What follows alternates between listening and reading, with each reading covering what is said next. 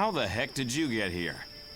I hitched a ride in the back of the Blackbird and stayed intangible for the whole trip, Cyclops. You know, so Wolverine wouldn't pick up my scent or anything.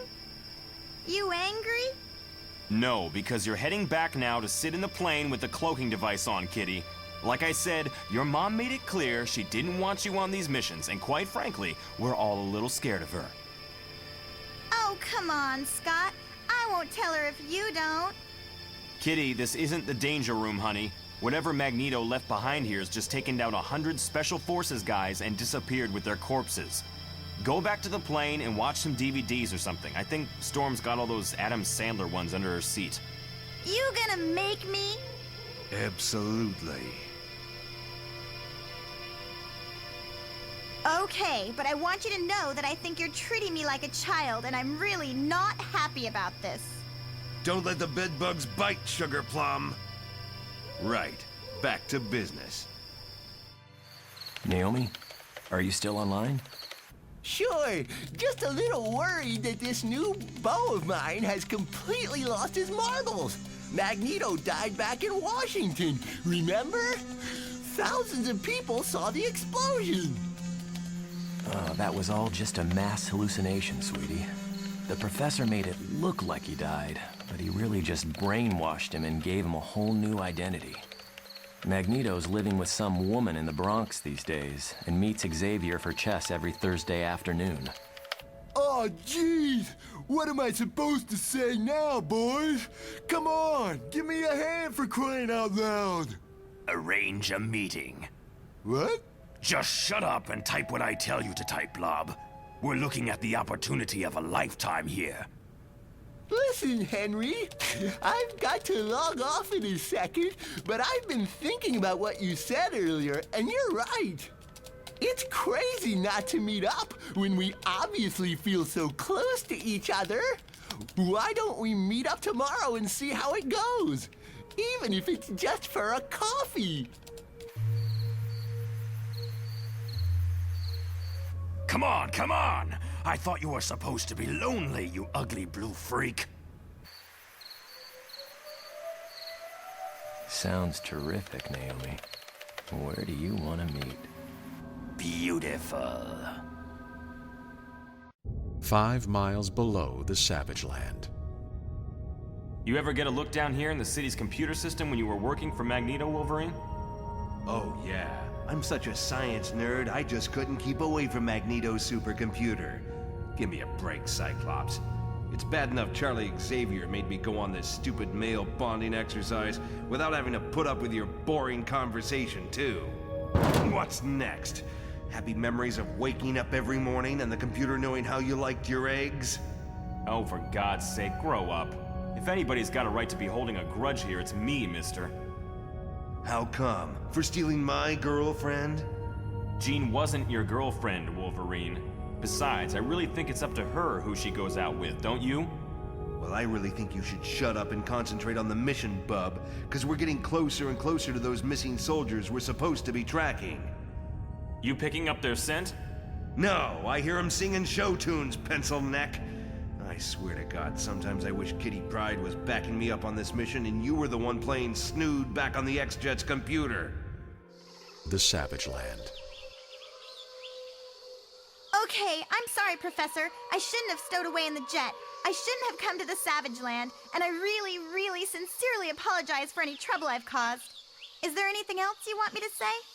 The X Mansion, upstate New York. No, Kitty. Absolutely nothing you can say will change the fact that I want your bags packed the minute you get back to the school.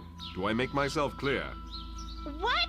I sneak off on one tiny mission and you're expelling me from the X-Men? That's totally unfair. Cyclops joins Magneto and you welcome him back with open arms. Wolverine kills like 1 million guys and you hit him with a written warning or something. How come I'm the one getting made an example of here? Because your mother made it quite clear that she didn't want you taking part in any missions, and you disobeyed her at the first opportunity, Kitty. We're waiting to watch Bobby Drake's formal declaration against us on TV right now.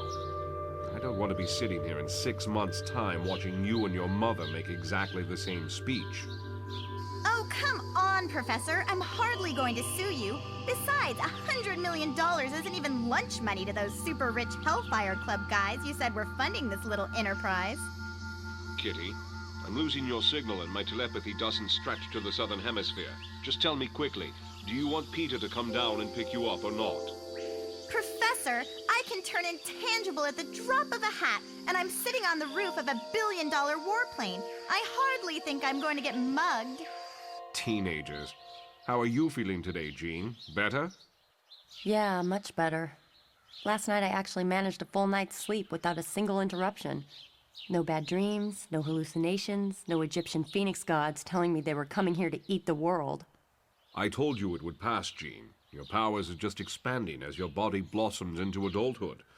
Almost exactly the same thing happened to me when I was your age, you know. Hey, Henry, you coming down to watch Bobby on TV? In a moment, Aurora. I'm meeting a friend for dinner tonight at some ultra-fashionable Japanese place and was just trying to decide what I'm going to wear. Do these pants make me look fat? The Brotherhood of Mutants. You know, I can't stop laughing every time I picture that sad case beast thinking he's hooking up with a girl tonight. I thought he was supposed to be the smart one. Don't he know 90% of people in chat rooms are guys, and the other 10% are just guys pretending to be chicks? Apparently not. Now this is our one and only chance to find Magneto, so I want you all to remember that the details of this mission are above top secret, especially from Scarlet Witch and Quicksilver. Trial Court, New York. Testing, 1, 2, 3. Are we still getting feedback on the Senator's mic, Babs? I sure wish you'd loosen up a little, Bobby. What you're gonna do here is very, very brave, my boy. I know your folks over there are as proud as punch. Proud of what? Me knifing my friends? Xavier ain't your friend, Bobby. He's the most dangerous fella alive at the moment, and he almost got you killed, son.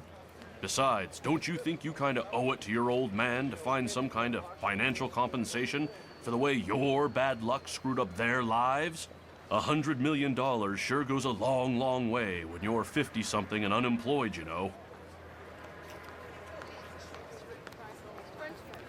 Tell me about it, sir.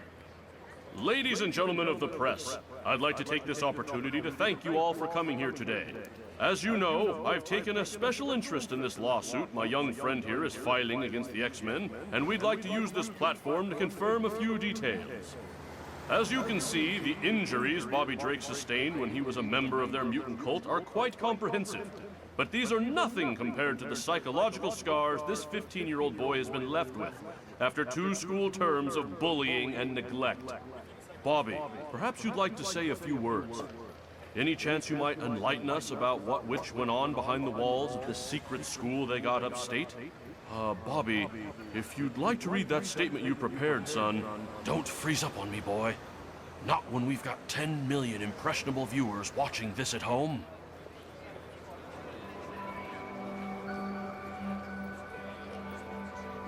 Hey, I got a speech here in front of me, just like Senator Turk has. But I'm not gonna read it because, well, I didn't really write it, and just about none of this stuff is true anyway.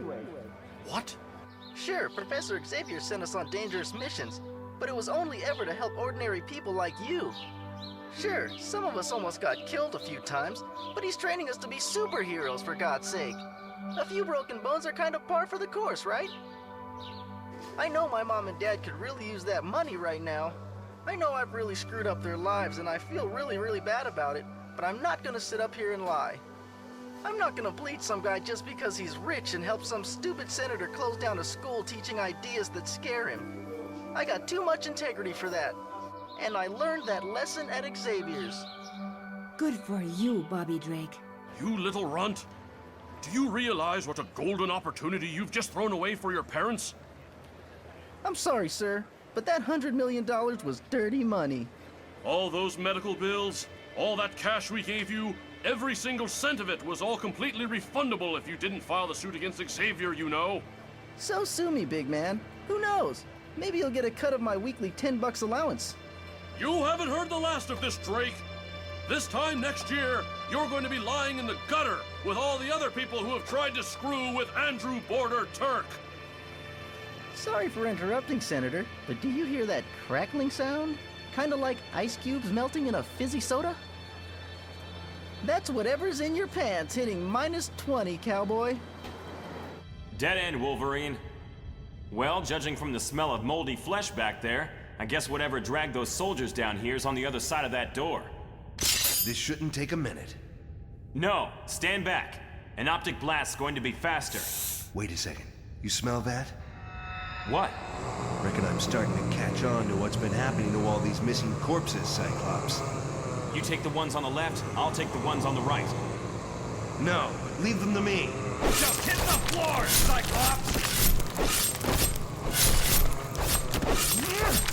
I said hit the freaking floor, bub!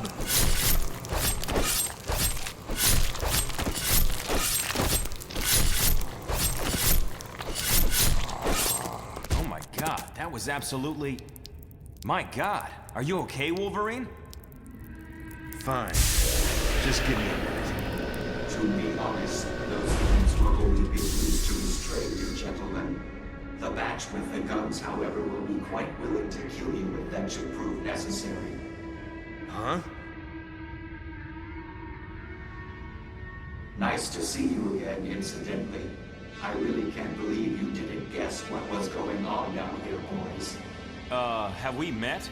Oh, you disappoint me. After all, I can remember everything about you, right down to the most insignificant detail. You, Wolverine, as you lay on your bed after killing the head of that corporation, ordering me to increase the air conditioning until you couldn't feel your hands anymore. You, Cyclops, after shunning the advances of Scarlet Witch, surfing through my cable channels for something quite exotic. Are you really telling me that you don't recognize the digital mind that worked the lights, the circuit boards, the defenses, and the air conditioning 5 miles up? No freaking way.